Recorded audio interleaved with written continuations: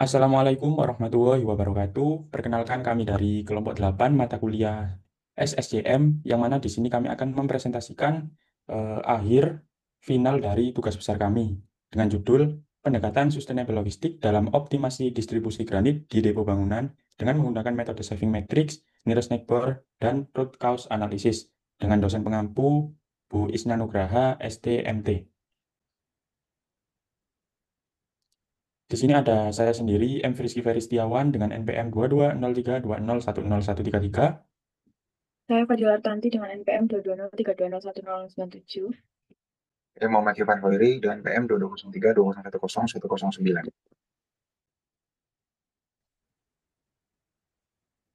Yang pertama ada pendahuluan, lalu ada tinjauan pustaka, lalu ada metode penelitian, hasil dan pembahasan, dan juga dilanjutkan dengan kesimpulan.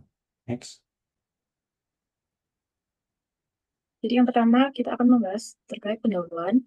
Jadi latar belakang dari permasalahan yang ada yaitu di tengah pertumbuhan industri yang pesat, manusia semakin bergantung pada alam dan menimbulkan dampak negatif dari aktivitas industri yang dapat merusak keseimbangan lingkungan.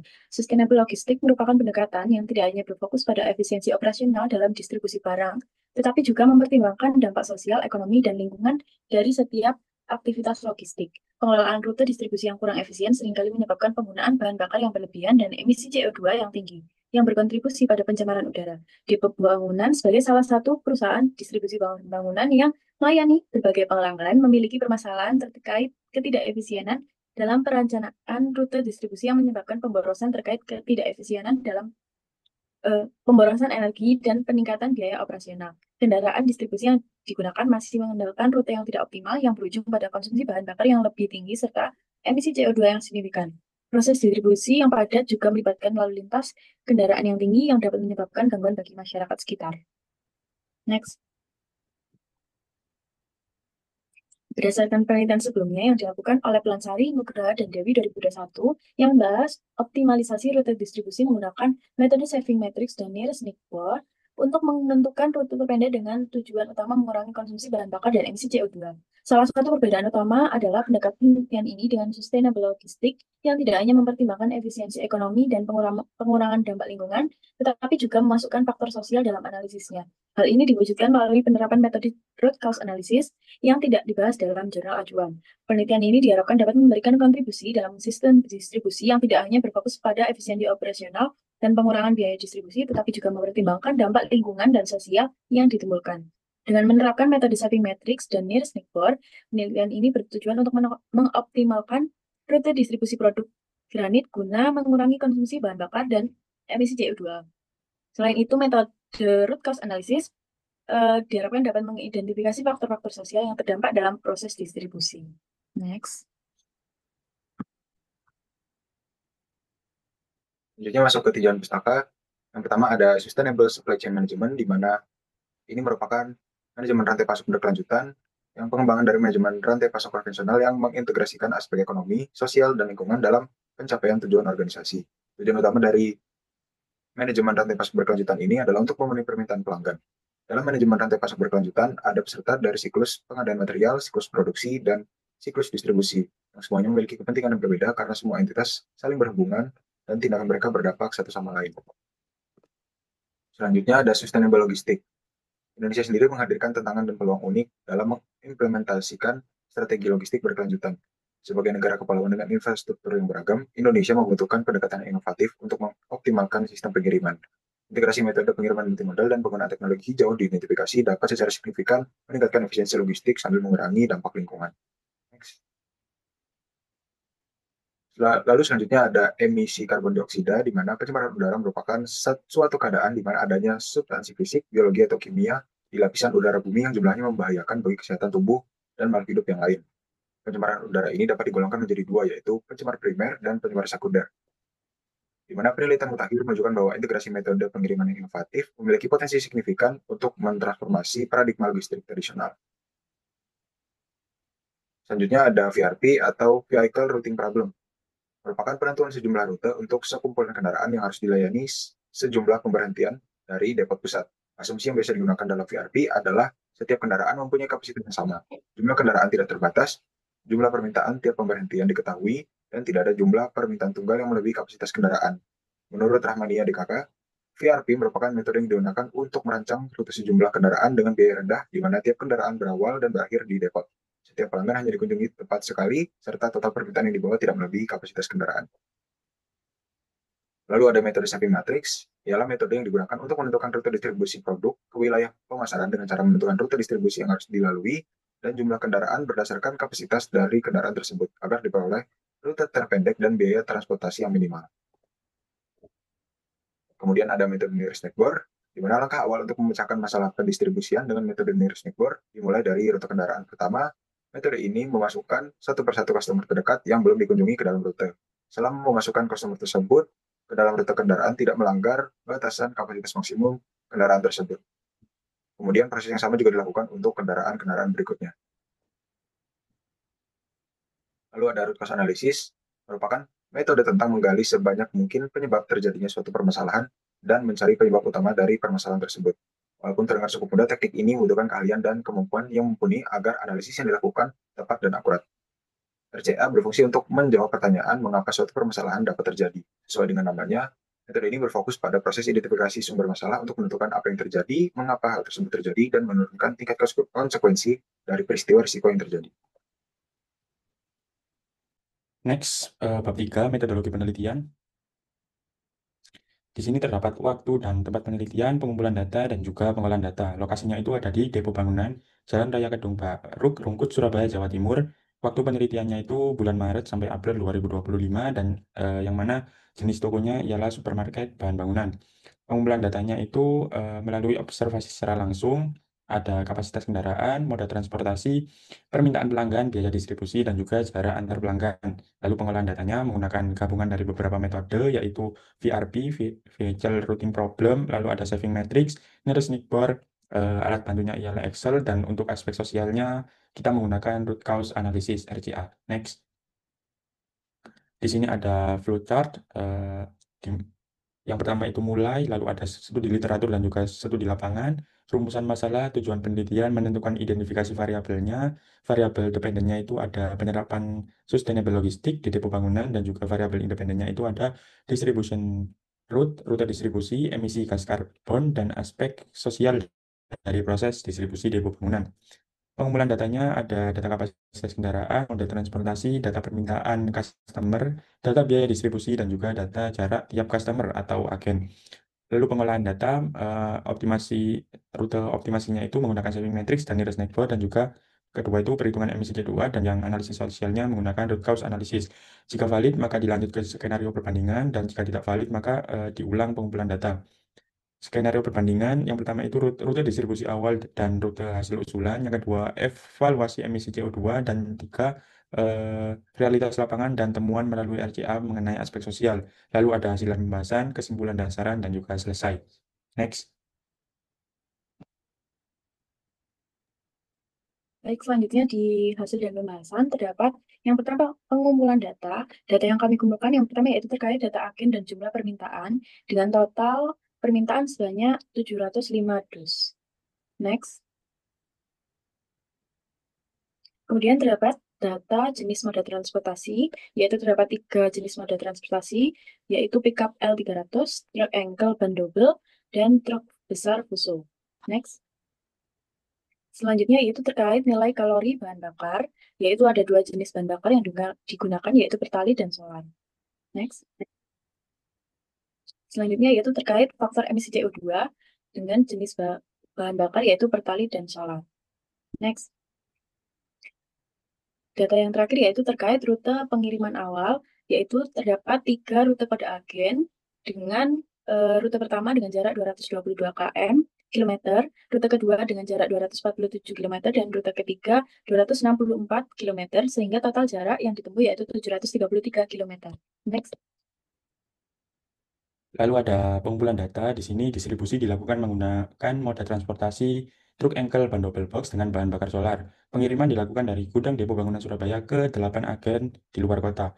Proses pengiriman dibagi menjadi 3 rute, yaitu rute 1 yang mana dari depo bangunan ke C1, C2, C6, lalu kembali ke depo bangunan. Rute 2 ialah depo bangunan, C3, C8, C5, lalu kembali ke depo bangunan. Dan juga rute 3 yang terakhir ialah dari depo bangunan ke C4, C7, dan juga kembali ke depo bangunan. Dengan total jarak yang ditempuh sebesar 733 km, pemilihan rute disusun berdasarkan kedekatan geografis antar agen untuk memaksimalkan efisiensi jalur distribusi.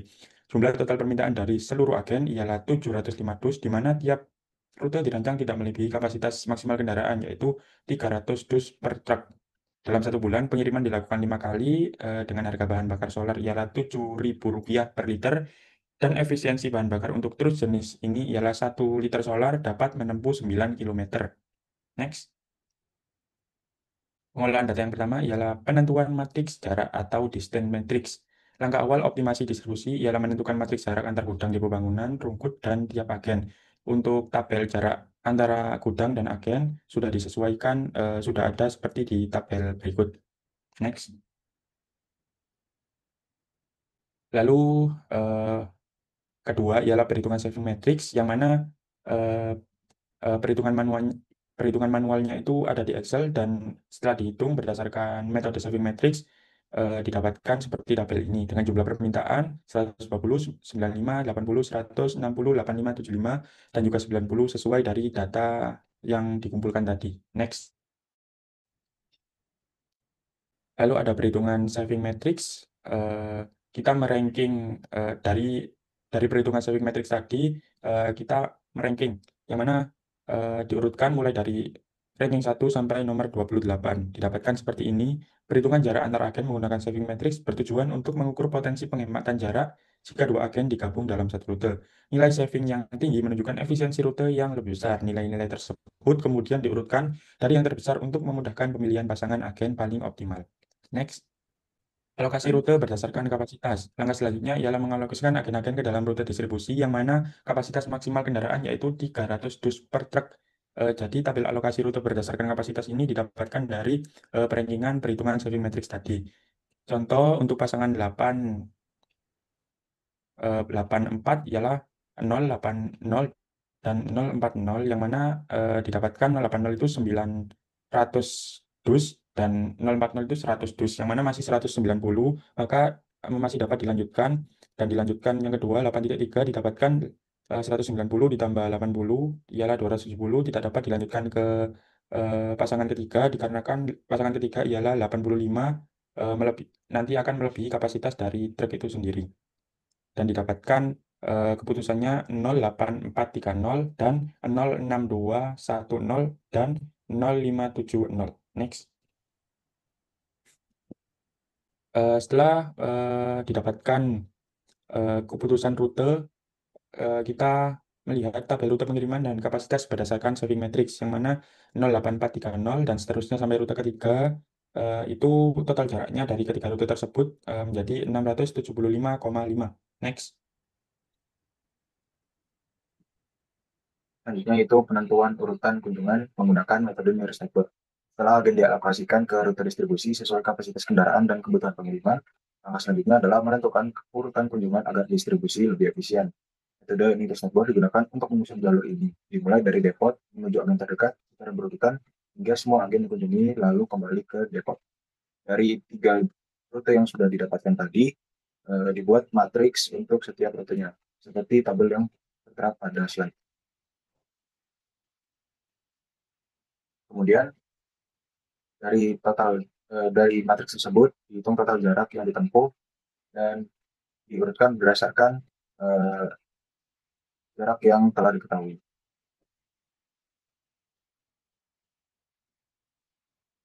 Lalu berdasarkan perhitungan menggunakan metode nearest neighbor, diperoleh total jarak minimum untuk 3 rute pengiriman. Di mana rute pertama menempuh jarak sejauh 212,4 km, rute kedua 167,4 km, dan rute ketiga sejauh 293 km. Untuk perincian lengkapnya berada pada tabel di bawah, dengan total yaitu 672,8 km.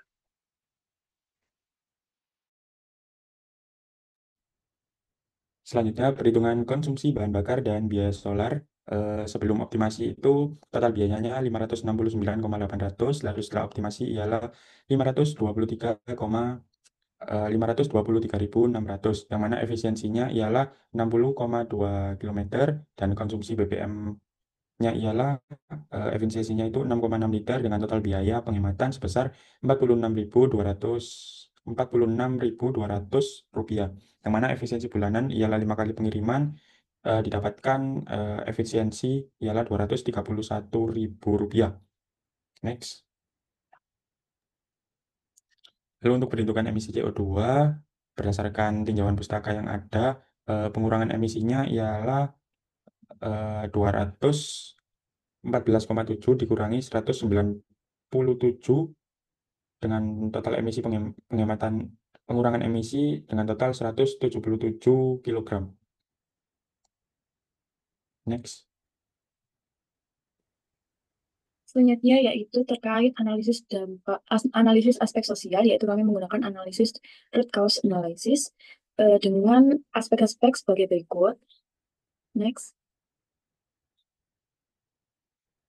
Dari fishbone diagram tersebut dapat ditunjukkan bahwa permasalahan gangguan sosial yaitu berupa kebisingan dan polusi udara yang terjadi akibat aktivitas distribusi granit di depo bangunan dipengaruhi oleh 5 kategori utama, yaitu manusia, mesin, metode, material, dan lingkungan. Berdasarkan keseluruhan faktor, dapat disimpulkan bahwa gangguan sosial yang terjadi merupakan hasil dari kombinasi kebijakan operasional yang belum mengintegrasikan aspek sosial dan lingkungan secara optimal. Next. Selanjutnya yaitu kami berikan rekomendasi perbaikan.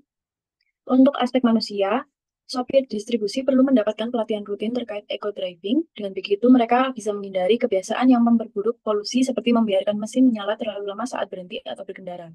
Dalam aspek metode, jadwal distribusi perlu disesuaikan agar tidak dilakukan pada jam sibuk seperti pagi hari. Distribusi lebih ideal dilakukan pada siang atau malam hari saat aktivitas masyarakat lebih rendah. Untuk aspek mesin, perusahaan sebaiknya mulai mengganti truk-truk lama dengan armada baru yang lebih ramah lingkungan. Mesin yang sudah tua cenderung lebih bising dan menghasilkan emisi lebih tinggi. Next. Untuk aspek material, penggunaan bahan bakar alternatif seperti biodiesel atau campuran pertalit perlu diimplementasikan. Untuk aspek lingkungan, sebelum menentukan jalur distribusi, penting dilakukan evaluasi terhadap dampak sosial di area yang akan dilalui, seperti pembuatan buffer zone berupa jalur hijau atau membatas suara di lokasi yang rawan terdampak. Selanjutnya kesimpulan, penelitian ini bertujuan untuk menemukan strategi distribusi yang lebih efisien, serta mampu mengurangi dampak ekonomi, lingkungan, dan sosial dari proses distribusi granit di depo bangunan. Dengan mengimplementasikan metode shaping matrix dan nearest neighbor, diperoleh rute distribusi yang menghasilkan penghematan jarak tempuh dari 733 km menjadi 672,8 km. Kemudian efisiensi biaya sebesar 231.000 dan pengurangan emisi karbon dioksida sebesar 17,7 kg CO2. Selain itu, dilakukan analisis sosial menggunakan root cause analysis dengan alat bantu fishbone diagram untuk menggali akar penyebab munculnya gangguan sosial, yaitu polusi udara dan kebisingan. Dengan demikian, penelitian ini berhasil mencapai tujuan, yaitu mengidentifikasi strategi distribusi yang optimal serta mengevaluasi dampak sosial yang ditimbulkan dalam rangka menciptakan sistem logistik yang lebih berkelanjutan. Namun, penelitian ini memiliki beberapa keterbatasan, yaitu cakupan data sosial yang masih terbatas pada observasi dan asumsi umum tanpa melibatkan survei atau wawancara langsung kepada masyarakat terdampak. Selain itu, penggunaan bahan bakar alternatif dan uji coba armada ramah lingkungan belum dapat direalisasikan secara langsung dalam studi ini dan masih bersifat usulan teoritis. Untuk penelitian selanjutnya disarankan agar dilakukan pendekatan yang lebih komprehensif dengan analisis life cycle assessment, juga dapat digunakan untuk mengukur dampak lingkungan dari masing-masing jenis kendaraan distribusi. Next. Sekian presentasi yang dapat kami sampaikan. Untuk kurang lebihnya mohon dimaafkan. Terima kasih. Wassalamualaikum warahmatullahi wabarakatuh.